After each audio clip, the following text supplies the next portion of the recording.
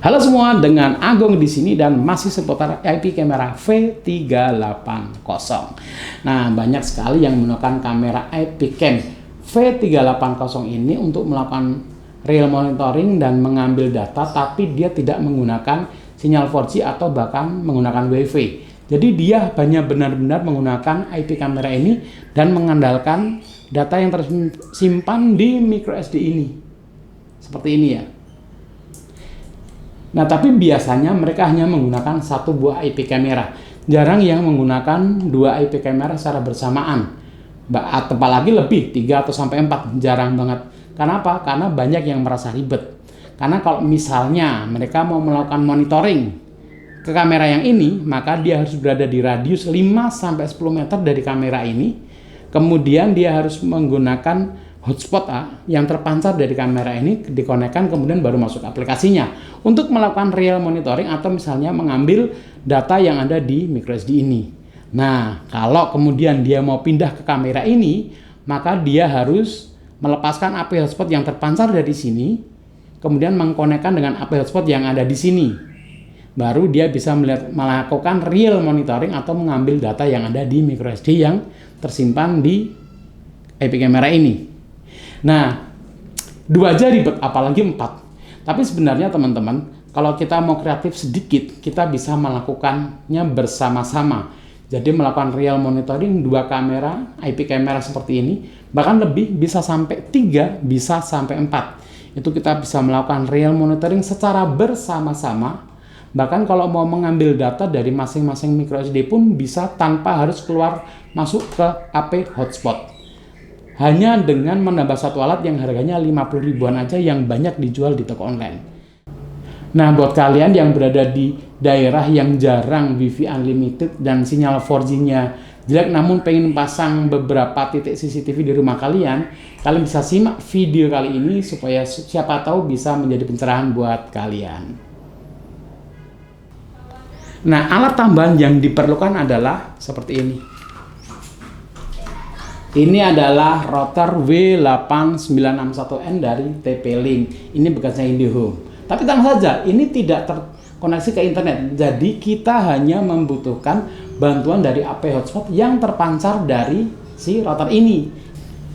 Sederhananya, jadi dia menggantikan peran dari AP hotspot dari si kamera ini. Daripada kita menggunakan beberapa AP hotspot, maka kita cukup satu AP hotspot pakai ini tanpa internet. Kita sudah bisa melakukan real monitoring dari 2 atau 3 bahkan 4 IP kamera seperti ini. Bahkan mengambil data dari microSD dari tempatnya pun bisa. Nah, bagaimana tampilannya? Yuk kita langsung ke aplikasinya. Sebelumnya saya akan cokolan dulu ini ke adaptor. Yuk langsung. Oke, semuanya kali ini kita langsung aja untuk pasang kamera ini. Sebelum kita ke aplikasinya. Nah, kita pasang dulu untuk adaptornya. Satu saya taruh di sini. Kemudian yang satu lagi, ini saya contohkan 2 saja ya. Dia mulai ngoceh, tapi kita sabar saja. Nah, ini juga sudah kita sambung ke adaptornya, kita taruh di sini. Oke. Nah, teman-teman lihat di tab saya ya. Kita tunggu sampai dia benar-benar diam. Oke, nah teman bisa lihat ini saya menyambung ke sinyal GHz. Ini adalah sinyal WiFi dari rumah saya. Oke,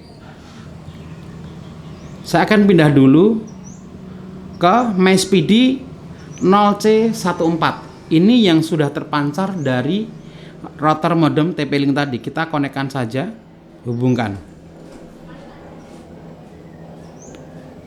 Oke, sudah terhubung ya teman-teman ya. Nah, kita langsung lihat apakah internet saya bisa berjalan. Kita cek.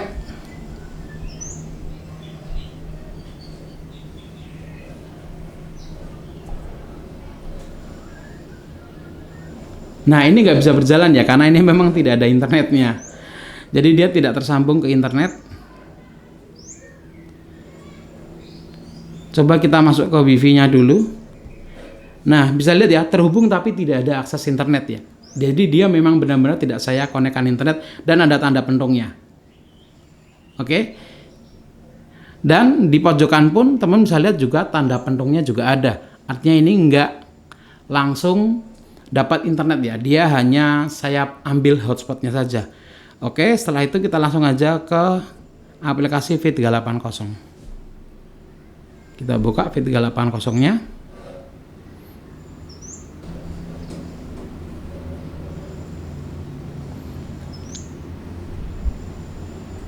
Nah, teman-teman langsung lihat ya, ini sudah tersambung. Bisa dilihat wifi-nya masih pentung. Di sini juga wifi-nya juga tanda pentung. Terhubung tapi tidak ada akses internet.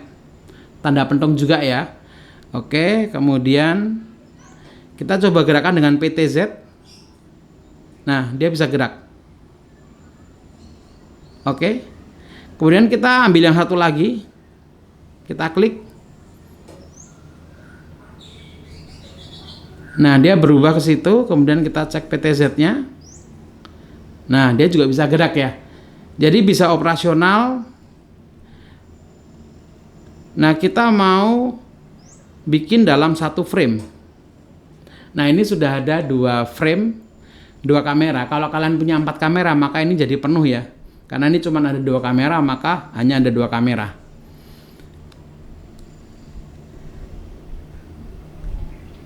Nah, ini juga masih SD.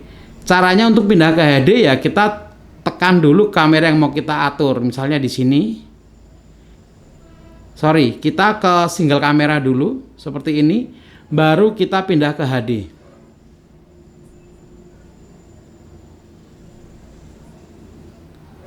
Nah, dia langsung pindah ke HD, kemudian geser, pindah ke satunya, ke sini, kita klik menjadi satu gambar, baru pindah ke HD.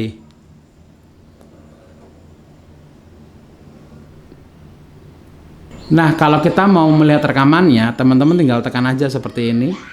Kamera mana yang mau diambil rekamannya atau melihat data yang tersimpan. Kita ambil salah satu, sama ambil contoh yang kanan. Ini saya tekan dulu yang kanan begini, kemudian kita cek playback.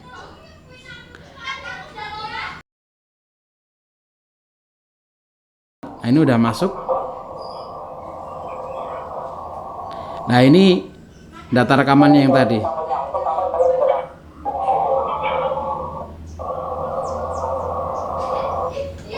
Nah, ini malah lancar banget daripada kita mengambil data dari cloud, karena ini langsung dari sumbernya.